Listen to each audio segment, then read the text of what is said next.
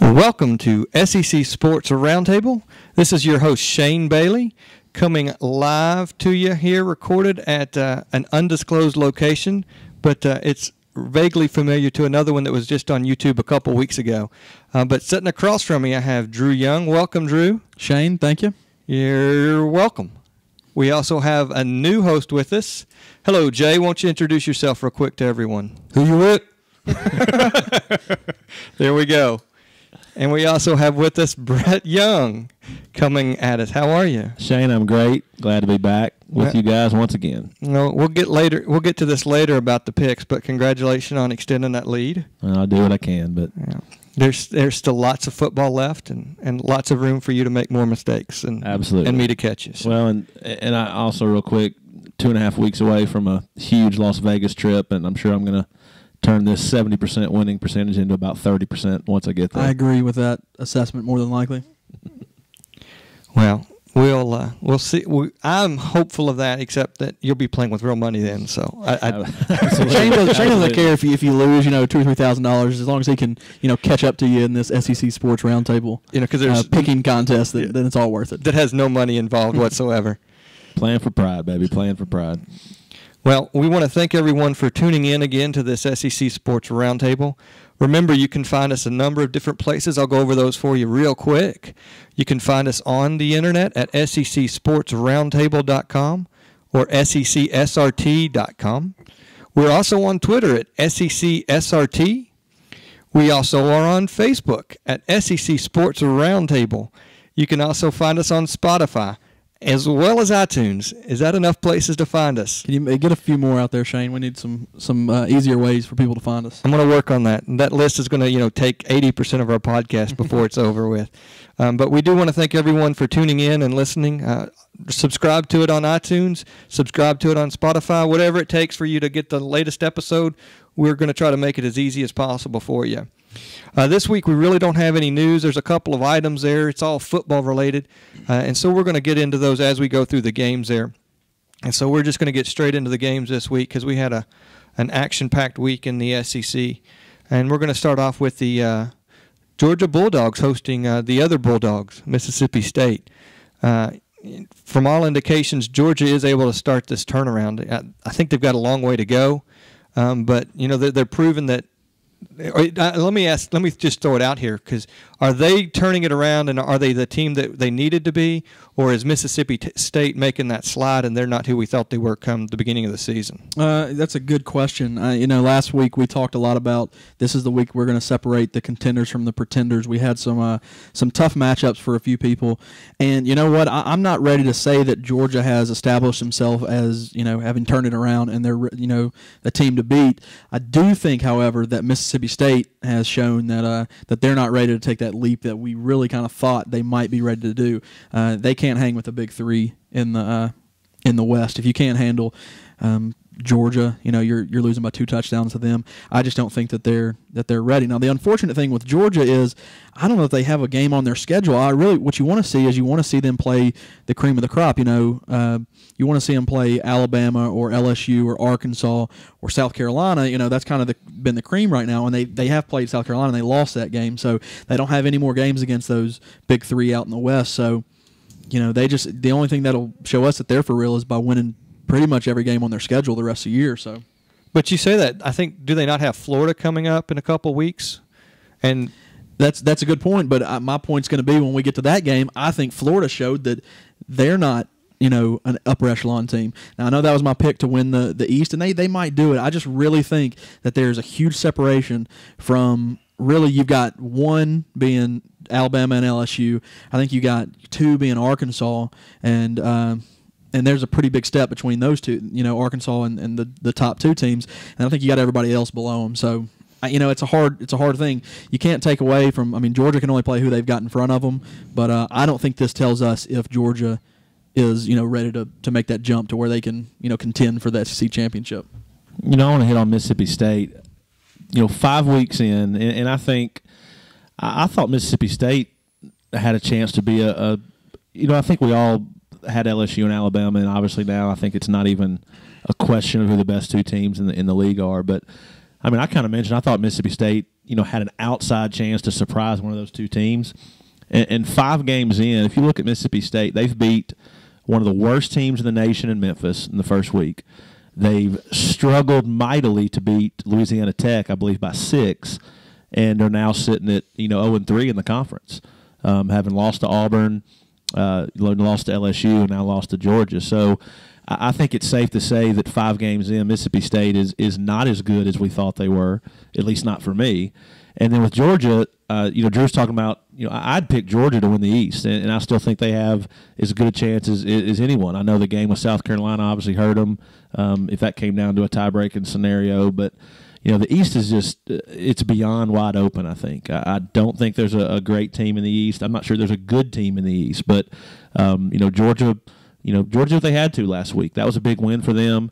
Holding Mississippi State to 10 points, I thought, boded well for their defense. And, I think obviously Georgia's got to like where they're sitting right now a lot better than Mississippi State does, 5 weeks into the season.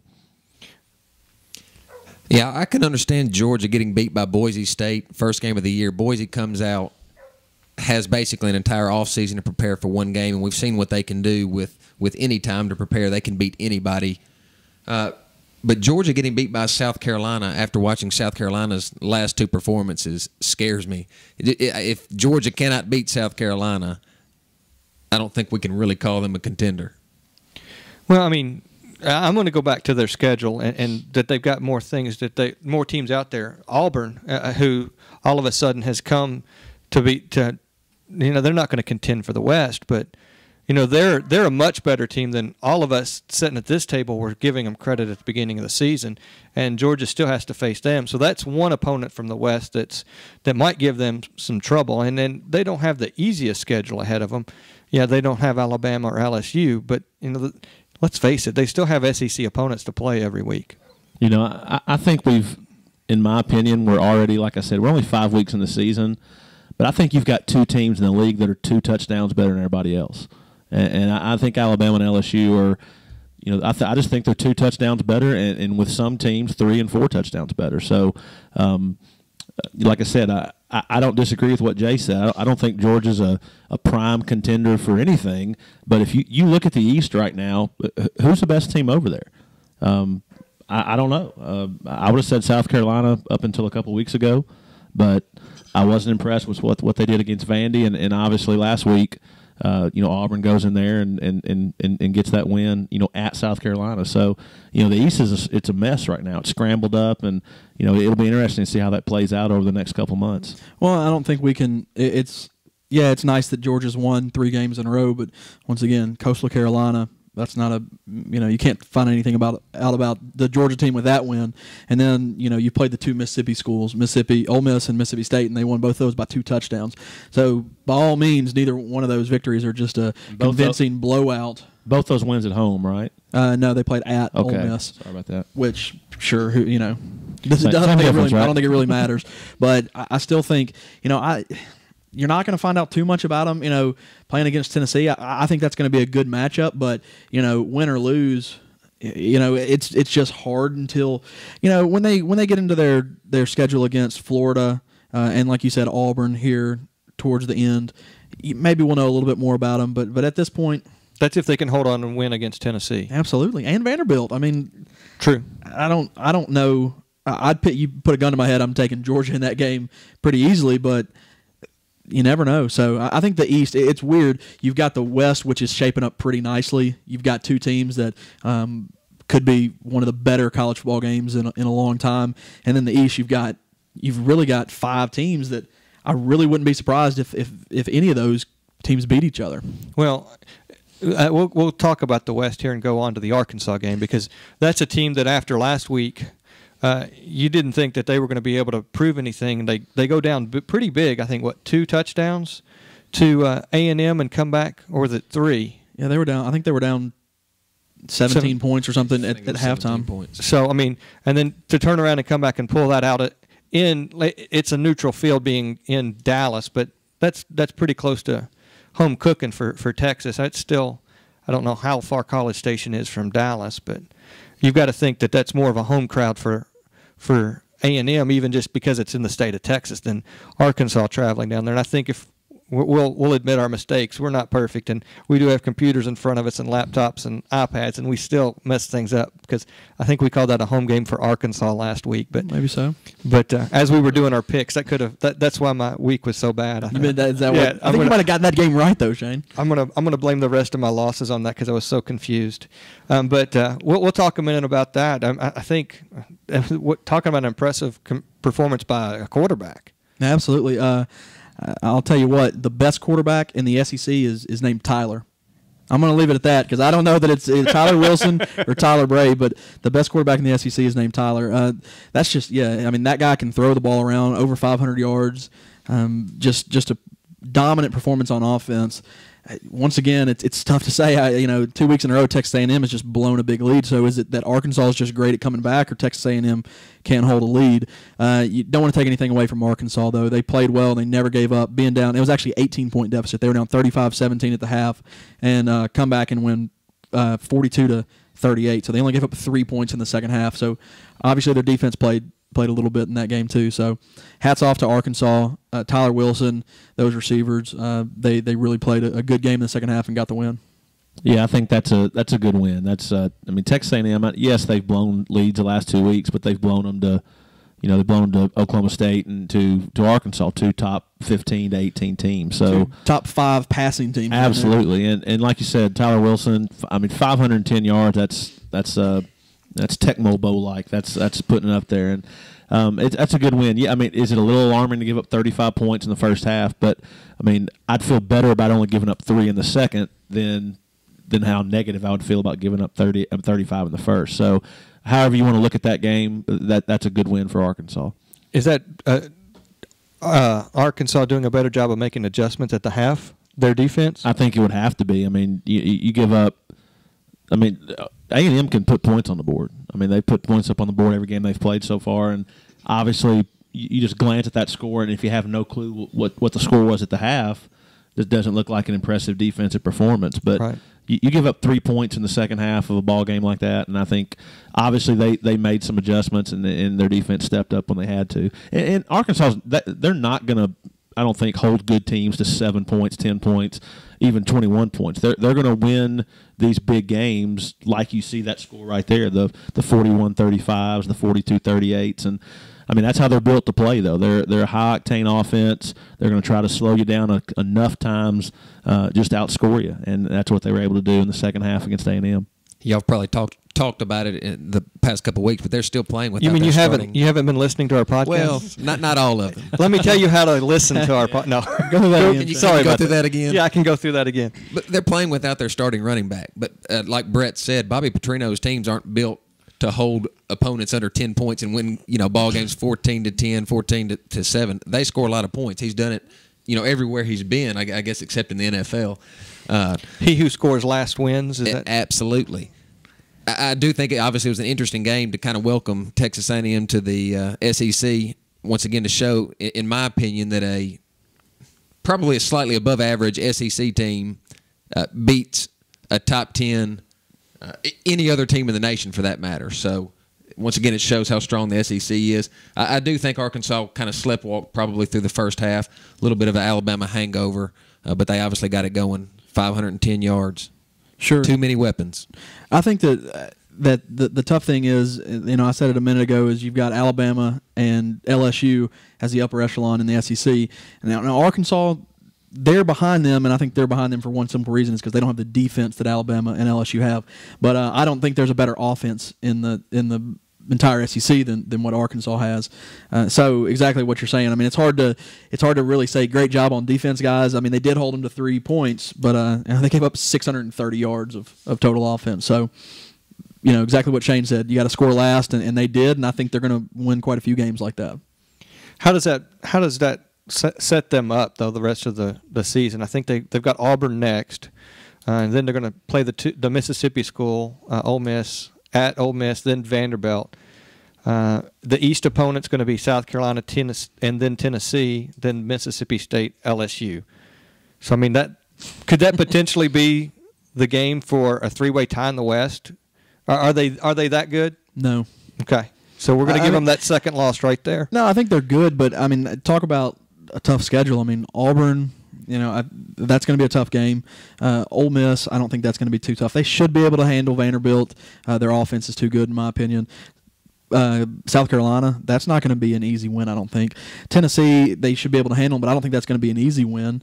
And then Mississippi State, who knows? They'll probably come out and beat them, just because we're writing them off now. Then LSU, I think they've got too tough a schedule. I think they'll lose one of the next 6 games, and then I can't pick them against LSU. So I don't think they're in that same conversation at this point. So you're giving Arkansas 3 losses? 3 losses. Write it down. The only other game I see them losing is LSU. Alabama's front 4 obviously got to Tyler Wilson, and really front 3. I think they play a 3-4. And if Alabama can get to Tyler Wilson, LSU's certainly going to do that. I just don't think he'll have time. And once again, I hear everybody talking about LSU secondary, that they've got 4 guys that will play in the NFL. So we'll see how the pass-happy Hogs can do against the LSU Tigers. Where else do you get that? We're previewing a game that's 2 months away. I think there's another game that's on everybody's calendar, and it's not. It's a month away too from our recording, and that's going to be LSU Alabama, and we'll go on and talk about LSU. I think there's not a lot to talk about in that game. They came out and they took care of business. I think Kentucky, were all indications were they were supposed to try to not go in there and have a shot to win. So they were going to try to shake things up, and you're going to see a different Kentucky Wildcat team come out there and just throw the ball, be a gunslinger. I didn't see any of that. And it's just that LSU was that good, or just Kentucky's not able to put those things together. Morgan Newton, just the whole offense altogether for Kentucky. I think they had like 155 total yards. So they were kept to almost nothing. They finally scored late in the game, so it wasn't a shutout. But Maxwell Smith got some playing time. Their freshman quarterback, he didn't fare any better than Newton. I think Newton ended up coming back in, because that experiment didn't work either. But the Kentucky Wildcat program is in much need of a win, and it didn't come at the hands of the Tigers. Thankfully for Kentucky, it was a 11 o'clock game. I think that's the earliest start in Baton Rouge in a number of years. So they had that on their side, or the score could have been a lot worse. Yeah, I thought LSU, if you can sleepwalk through a 35-7 win, offensively they didn't do a lot. They had 348 yards. But yeah, look at Kentucky. Kentucky 155 total yards, and before that last drive, which they scored with about 4 minutes to go in the ballgame, they had less than 100 total yards. So, another, I don't know if you want to put that on the LSU defense, which we've all praised, and I think we know how good they are. But Kentucky's offense that's not a juggernaut by any means, and it was a solid win. 35-7, you can't be disappointed in that, but that's, I'm sure LSU fans, they were complaining, thought that could be a lot worse. But they didn't cover. They did not. I did pick Kentucky on that one too, so I was glad to see that punch in. Drew, I know Jordan Jefferson got in and played a little bit in that game. Did he? I did not see him when he was in. I don't know how he played. He played sparsely. He had a touchdown, a 2 or 3 yard touchdown run. He ran the ball a few times, didn't throw a pass. I think they gave him some garbage time at the goal line. He snuck one in from about 2 yards out.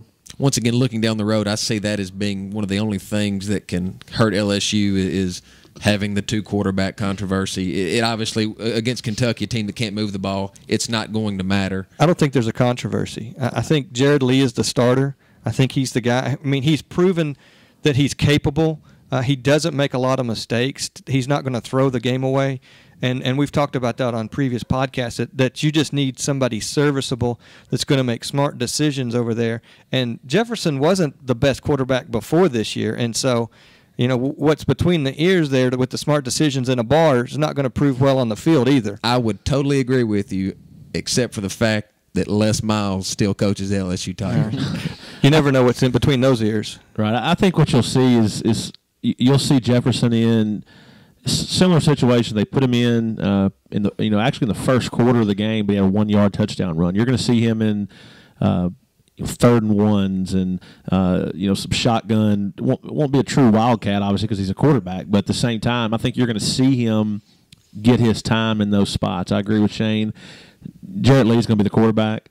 We've touched on him enough probably, but he's the guy that's not going to get LSU beat. It's going to allow that defense to go to work, and he's just going to be – I mean, you look at his stats this last game against Kentucky. He was 8 for 21. I mean, that's – bottom line, though, he managed the game, and that's what he needs to do. And Jordan Jefferson will get his time, but I think his days of being the starting quarterback for LSU, unless you see Jarrett Lee go down to injury, I don't think you'll see him in there as a starting quarterback.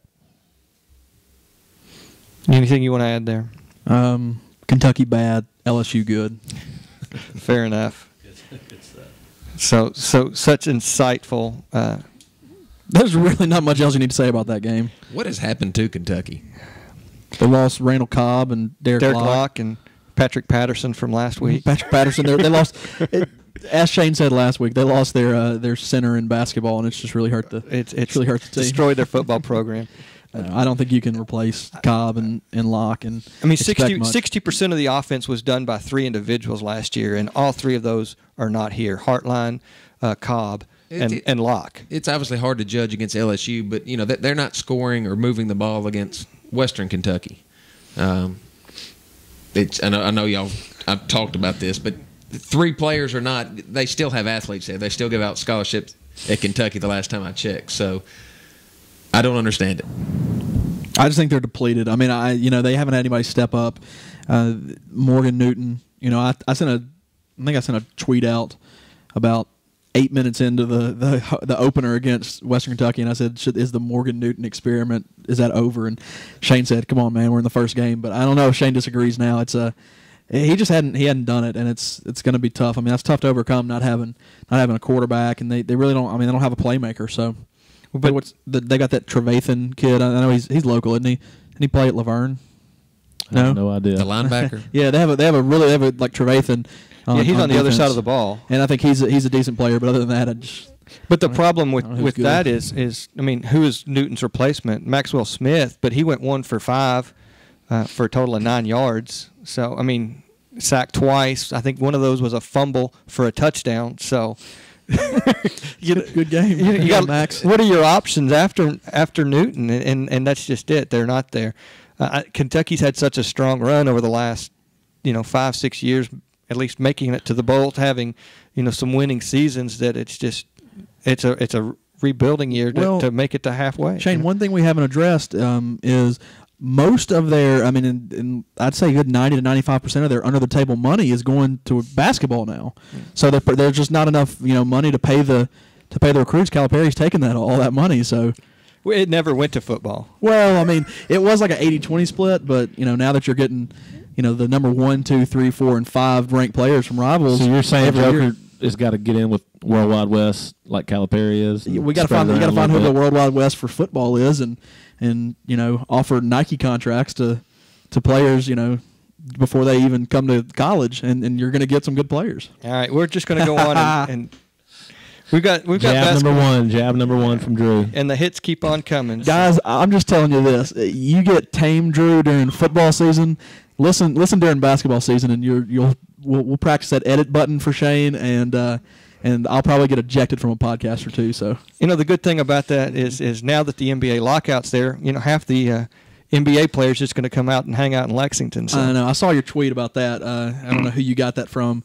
And I read that. I'll give that to Matt Jones at KSR. Yeah, but that is about right. I mean, he's the kind of guy, Calipari's the kind of guy that somehow gets, you got LeBron James and Dwayne Wade playing a pickup game against. We're making lemonade out of lemons. Yeah, well, there's no lemons on Kentucky basketball right now, unfortunately, for Tennessee and Vanderbilt fans. Well, we'll talk about a team that you do like to talk about, and that's going to be the Tennessee Volunteers. They got a cupcake in the middle of the year thanks to a North Carolina team that, all of a sudden didn't get scheduled any longer. So I'll let you cover that game for us there, Drew. Well, first of all, cupcake. I thought Dude was talking about how good Buffalo was. Buffalo was very good. We just handled them. Okay. It was a tell it two sides there. Good performance by Tennessee. Tyler Bray. I know we said this, and you wait for the shoe to drop, and yes, the majority of his games have come from weaker opponents, but I don't care who he's playing. It's fun to watch a guy go 21 for 30 for 350 yards and 4 touchdowns. The guy can throw a football. He's on time. He's playing with confidence right now. I'll say he's not stingy. Did he not ask one of his receivers if he'd had a touchdown yet, and he said no, so he got him one? I don't know. I can't confirm that quote. I know he did throw.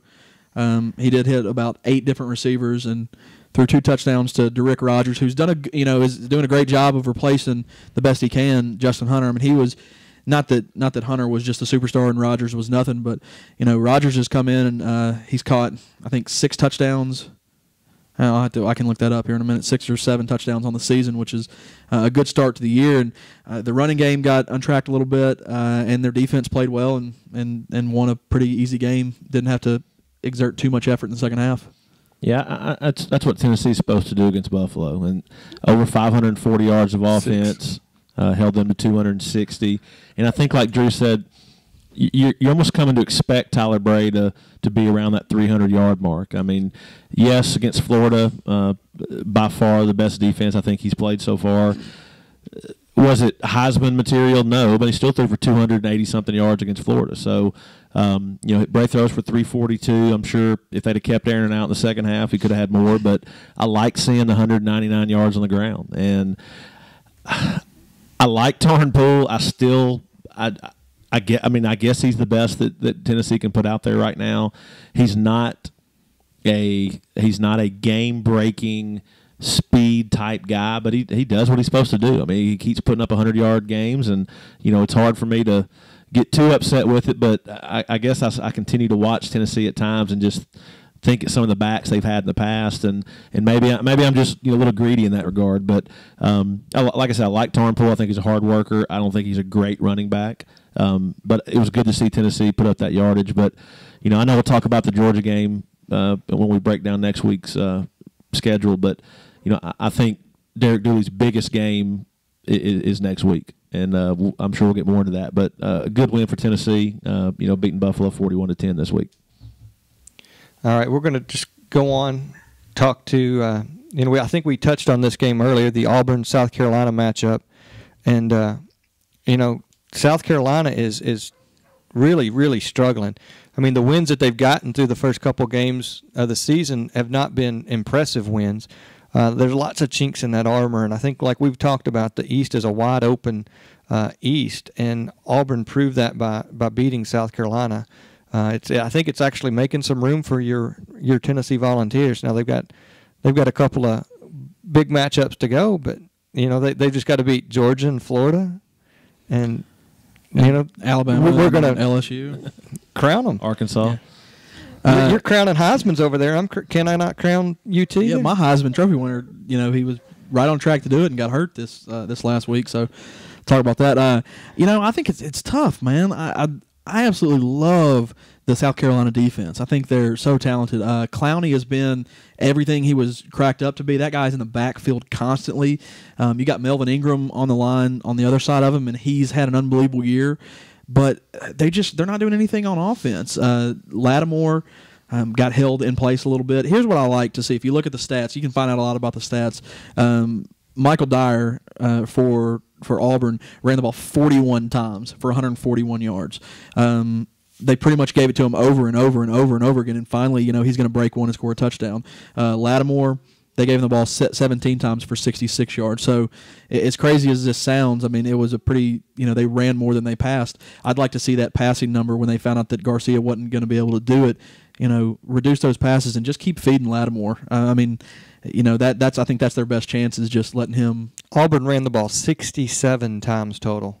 Yeah, I mean, I think it was evidenced by the fact that they just, that's what they were going to have to do to win. And those coaches at Auburn, I actually picked that game, and I said, watch out for an upset in this game because from watching that Vanderbilt South Carolina game, and sorry, Jay's a big Vanderbilt fan. Sorry to say this, but man, Vanderbilt could do nothing on offense. It was one of the worst performances I've ever seen on offense. Yet that game was not just an absolute blowout. I mean, there were times when the game was, a little closer. You kept on thinking that South Carolina should 4 interceptions will keep you in the ballgame. Yeah, exactly. And that's what made me think that, man, this South Carolina team isn't the kind of team that's just going to dominate the East, and they didn't show up and got beat by the defending national champions. Yeah, Vanderbilt was actually 3 interceptions in the first quarter, 0 first downs, and was up 3-0. Very strange. A couple things about the Auburn South Carolina game. Sorry about that, Shane. I'll get back on my microphone here. Thank you. I think Auburn's one of those rare teams in college football. They can beat anybody, and they can also obviously be beat by anybody or beaten by anybody, with Utah State almost beating them. You can't count a Gus Malzahn team out. He can score points. Like, how many times did they run? Did you say 60? 67 times. That doesn't sound like a Gus Malzahn team, but he does whatever is needed to be done to move the ball. And now some of that's quarterback keep, but still rushing attempts 67. Sure. Something that kind of alarmed me towards the end of the South Carolina game is, as good a coach as the old ball coach is, I thought he mismanaged the last minute of that game, throwing down the middle of the field with no timeouts. I know they talk about – I do believe they had 1 second left on the clock, but they didn't have enough time to get up and snap the ball and kill the clock or get a field goal off. So hats off to Auburn for pulling an upset. I don't know how much of an upset it was because, like I said, I think Auburn can beat anyone. Right. One thing, and y'all feel free to disagree. Why is Stephen Garcia? Why is he thought as a good quarterback? I don't understand. He's been there for 17 years. When a guy gets suspended 5 times, when a guy gets continually to be reinstated, and you think you're saving, maybe I've missed his games when he's played really well. Has he made some plays that are athletic plays? Sure. I just don't think he's a good quarterback. I maybe they don't have anybody else behind him to put in. I know, Spurrier's always. Spurrier used to yank Florida quarterbacks that were NFL quarterbacks out at the drop of a hat. Every other play he would Rex switch quarterbacks. Tennessee, Doug Johnson, and obviously bring tears to my eyes as I speak about it right now. That '98 game. He's swapping out Jesse Palmer and Doug Johnson every other play. They're running plays in like 5th grade flat rock plays. But was that the game Doug Campbell made his way on the field? I believe so. It was hugging Fulmer after the goalposts were torn down in record time. But do y'all agree with that? Is Stephen Garcia overhyped as an SEC quarterback? I'm not sure what he's won. Well, last year, this is a guy last year who threw for over 3,000 yards, threw 20 touchdowns, and this is not going to be a number that anybody's going to know, but he had almost 150 quarterback rating, which in college is pretty good. He was a serviceable quarterback last year and made some plays to Alshon Jeffrey. And yeah, I thought that having another year with Jeffrey and having Lattimore come back for another year, I thought, sure, this guy's going to be able to turn it on. And pretty much most of us on this podcast thought that if you had to pick one quarterback in the SEC to roll with, Garcia was, in the top 3 more than likely. But no, you're exactly right. This year, I fully expect to see Connor Shaw at quarterback in the next couple games unless Garcia makes a big turnaround, because there's one thing Spurrier doesn't like, and that's just a cut up and at his quarterback position. And if you're not producing, then Spurrier will get rid of you. But, back to your point, he's going to go with who he thinks can win.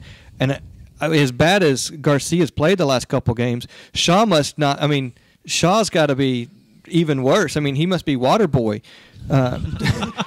Because you would expect to see – he didn't even see – Mama said. He did not see any action, not that I'm aware of. I don't see him in the stats anywhere from the game. So he had to have zero confidence in him. And Garcia threw 2 picks that game. So, that's, 6 picks in 2 games. Yeah, he threw 4 picks in the Vanderbilt game. It was apparent Vanderbilt was not going to move the ball. I think they had 5 total rushing yards in an entire SEC football game, 5 yards, which is quite a few more than I think Tennessee had against Florida. Right. They went over 0. There's a prime time to try Connor Shaw, and he didn't get in the ball game. So if he didn't play him then, just to give him a look, I don't see him getting in. And other than the start to not punish, excuse my air quotes there, Stephen Garcia for the game 1, that's the only action I think he's really saw. And even then, it wasn't. He didn't play not a long time before. You saw Garcia right back in there. Right, Shane, real quick. Wouldn't y'all agree too? Maybe it's like this every year, but you got 3 or 4 teams in the conference that are set at quarterback. They have good, sound, quality quarterbacks.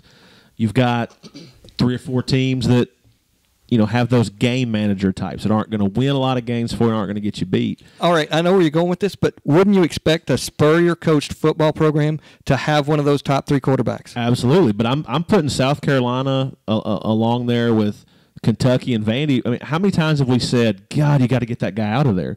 But who else are you going to put in? Yeah. You mentioned it with Kentucky. I mean, the backup at Kentucky right now is obviously not ready to do any better than the starter is. Jay with Vandy, we laugh about Larry Smith, who I think is one of the worst quarterbacks I've ever seen in the SEC, but he's been starting for 4 years now. Yeah, he's made it through now 3 coaching administrations, and he's still the starting quarterback. There's a conspiracy against anybody. No. There's just not anybody better to put in. And if you're not going to just have a dominant defense like LSU or Alabama, and you're not going to have all these great athletes surrounding these mediocre quarterbacks, then the quarterback becomes even more of a problem when he can't, just kind of put teams on when you on have his to back, rely so on to him. speak. Yeah. Absolutely. Well, I mean, what did Lattimore rush for? 17 times? Yeah, like 70 yards, 60. Yeah, 66 yards. I mean, you've got somebody like that, and I know it's Spurrier, and he's going to like to just throw the ball any chance he has. But don't you just have to, at some point, realize the talent that you have on your program? And like Charlie Weiss did at Florida, look at that and say, I have 2 stud running backs that I can use, and I can worry about, throwing the ball next year. I'm going to use what I have in front of me. And I don't see Spurrier making any of those changes. I mean, if you look at the stats, that's if I were coaching, that's what I would be doing. That's like line it up and throw it down their throat and stop me. Here's what's funny is we've spent 7 minutes now just absolutely ripping South Carolina. They're 4-1. This is their first loss. I started looking back. I was like, I think They shouldn't have lost. Well, I understand. I don't necessarily agree with that. I think that Auburn is a better team than we're giving them credit for. Once again, I think you've got the upper echelon, and then just about everybody else, with the exception of Ole Miss and Kentucky and close to Vanderbilt. You can say it. I think anybody can beat anybody else on a given day. I mean, if Tennessee goes and beats Arkansas, I don't want some SEC square table podcast in Arkansas ripping Arkansas because they got beat by Tennessee. I think I think they're good. I mean, I think that these teams are too evenly matched. There's too many athletes on each team, and I don't know. I mean, because if they played that game again, South Carolina might win. They might lose again. I mean, you just don't know. They're too closely matched. I want to go back real quick and hit on the Spurrier thing. I mean, I don't think any of us would. I think Steve Spurrier has been a tremendous college football coach. Agreed. He had some teams at Duke before he went to Florida where Duke was an absolute joke and won some games with Duke. I'm not exactly sure how many years he was at Florida, 10 to 15, whatever. I mean, that was petrifying when a Florida team, Tennessee fan would come into Knoxville or when Tennessee would have to go to the Swamp. I think the biggest difference in Spurrier at Florida and Spurrier at South Carolina, I think I've already given the answer. The athletes he was getting at Florida, yes, he's brought in good athletes to South Carolina, but it is, in my opinion, it is easier to be better at Florida than it is to be at South Carolina. And he just hasn't had, as good as Danny Werfel was as a college quarterback, as good as those guys we mentioned, Doug Johnson and Jesse Palmer, those guys still, we're not talking about just the most unbelievably physically gifted guys. Look at the receivers he threw to at Florida. Yes, South Carolina's got Alshon Jeffrey, but Florida would have 3 and 4 NFL wide receivers on their team every single year. Jabbar Gaffney, yes. Ike Hilliard. Well, I remember just throwing fade after fade and post. I mean, it was just ridiculous. And I don't think he's forgotten how to recruit. I don't really think he's forgotten how to coach. I just don't think he has the same overall caliber of athlete at South Carolina as he did at Florida. I appreciate that, but was that saying I disagree? Look at the nice way of saying you're wrong. I appreciate that, but look at the Florida program before Spurrier got there. I mean, they were not a powerhouse by any stretch of the imagination. Did they ever really contend in the East before Spurrier got there? He's what made that program. He was able to recruit. So you're saying all of a sudden he's at South Carolina and now he can't recruit? It's not that much further to go up from Gainesville to Columbia for a kid to go up to South Carolina to play ball. I think there's a big difference between recruiting in the state of Florida and recruiting in the state of South Carolina. Yeah, it's not a long drive, but I think you've got 5 athletes to every 1 athlete in the state. And it's just like Texas. Texas doesn't recruit out of the state of Texas, really. 90% of their players come from that state. And the same as Florida. I mean, that's why you've mentioned them before. South Florida, Central Florida, that's why they can compete, is because there are so many athletes in that state. They win with the leftovers in Florida, basically. Yeah, I think if you look at a typical Florida roster from the 90s and early 2000s, I bet 90% of the players are from the state of Florida. So yeah, I'm not disagreeing with what you're saying, Shane. I'm sure that Spurrier has brought some good athletes. I don't know. I have no clue. There might not be one Florida kid on the South Carolina roster. I don't know, but I'm sure he's brought some. I should hope so. But that's my stance. Is I think my point would be, no, if you can get 40 kids in a 2-year period from the state of Florida to come to Florida, I don't think you're getting 40 kids in a 2-year period to come from the state of Florida to go to South Carolina. So I don't know. Maybe I'm going around in circles. I just don't think – I've never seen that same type team that I saw with Spurrier at Florida. I've just never seen him. I mean, he's a guy that – I mean, he's been more run-oriented probably at South Carolina than he has, as a passing team. And we've all known him as just the guy that draws plays up in the dirt and, let's see if this will work, and just chunk the ball over the field. Have we run this to the ground? I'm done. The only other thing I could say is he's 70 years old now. I mean, he quit the NFL because he wanted to be able to play golf more. He might just not be the same hard-nosed coach that he used to be. No, I hated him at Florida, but I don't. Yeah, I don't dislike him as much now. I just soon shot him when he was at Florida. but now I'm like, hey, Spurrier, I like that guy. He's funny at media days. All right. Well, somebody that is a contender is Alabama, and I think they can recruit any state with Saban there, and I think they went to Florida and did just fine with their impressive win over Florida. 38-10. I think Brantley's out even next week after that hit he took. And honestly, I don't know where the officials were on the play before that, but to me, was that not a fumble? Where they got together and said, and the announcers are going, well, they're going to review this, and all of a sudden the ref goes, we got a timeout, Florida. Yeah. Never explained anything. Nothing was explained. To me, that looked like a loose ball. He didn't recover it. Granted, the whistle was blown. I did hear that. I saw a beanbag out on the floor. I mean, really, he should have never been in there to get that next hit the next play. So, you can blame all that, his injuries, on a bad call by the refs. That was like that referee, man. If you would have called that fumble I made, if that referee had cheated and not called that fumble return for a touchdown, I really don't. Beat LSU this week. Didn't you hear me? Didn't you hear me say I give? I mean, what did happen there? There was. It was like just nobody's. They were all so confused, and then by the time they were trying to figure it out, they said, "We've screwed this up so royally. Timeout, Florida. Let's just act like it never happened." So. And I haven't even seen anything from the SEC. Generally when there's a crazy call like that, you'll see something from the head of officiating saying, this was the right call or this was the wrong call. I've not seen anything come across about it. I think the reason we haven't seen anything is because of what transpired after that, and that's just a bleep whipping by Alabama. Well, maybe that's it. I think the big thing from this game is Alabama. Two things for me. One, Alabama controlled the line of scrimmage. Just absolute chaos. Just pushed them back.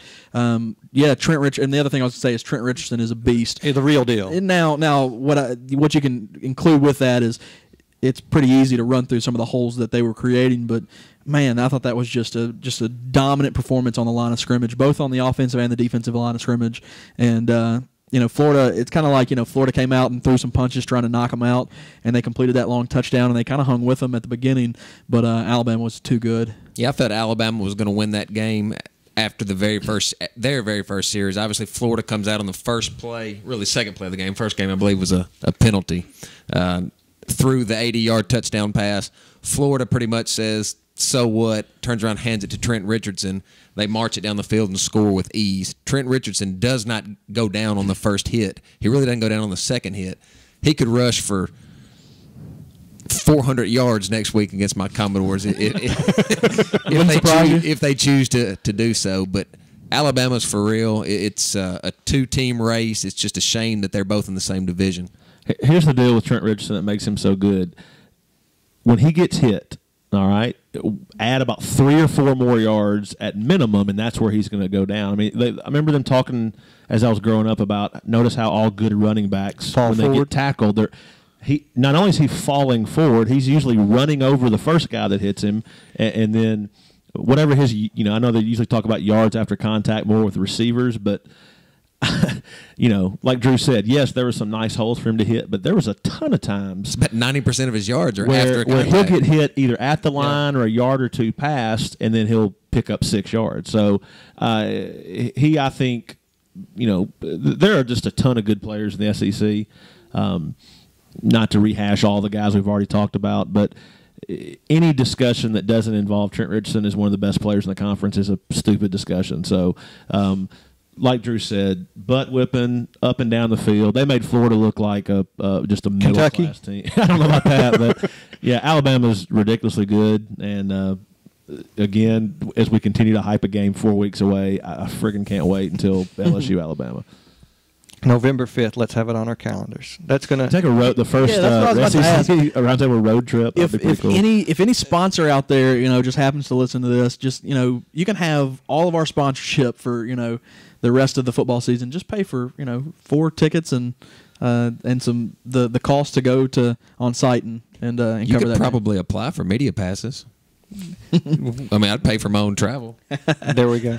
We have 9 podcasters. Can we get a 9 media passes? And it's at Alabama, so we could drive. So Yeah. but that again, that's silly to talk about a game that far ahead. But It's not really when you're talking about who the opponents are. I think what this really drives home is SEC ridiculously good conference, but two just. I mean, I don't even know how to describe how good those two teams are right now. And then one last thing about Florida, I feel like I have to defend them a little bit because that was my pick. I'm excited, I guess, as a football fan to see Florida get a little bit more to this pro style offense. Jeff Driscoll is the guy that's replacing Brantley, and the guy was the number 1 rated pro style quarterback, and they've got him in there still running that spread because that's what their other talent is made to do with Rainey and Demps. But he ran the ball like 6 times for like 14 yards, and I just don't think that's what he should be doing.